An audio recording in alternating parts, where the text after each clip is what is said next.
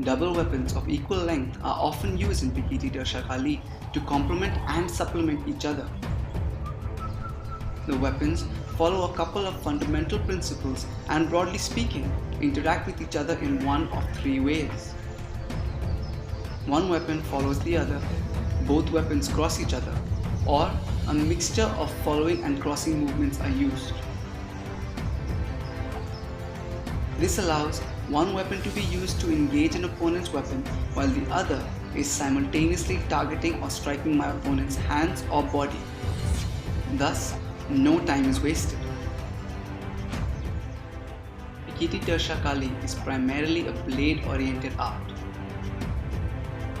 The stick is either used as a substitute for the sword to make it safer while training, or as an impact weapon on its own. The saying goes, the same way I use the sword is the same way I use the stick.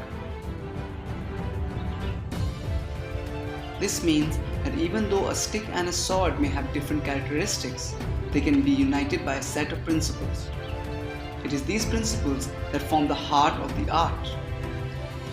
With the sword, I am looking to use thrusting and slashing movements to first target my opponent's weapon hand, create an opening, and then attack my opponent's body.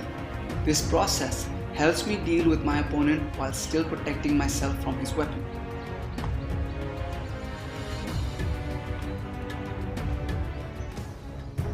Sparai Daga or sword and knife is an example of double weapons of unequal length being used in Pikiti Darsha Kali.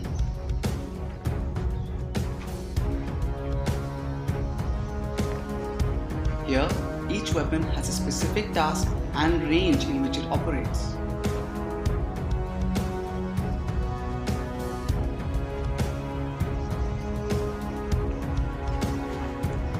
The long weapon is meant for long-range fighting as well as crafting an entry so that the shorter weapon can deliver a precise and effective blow at closer range.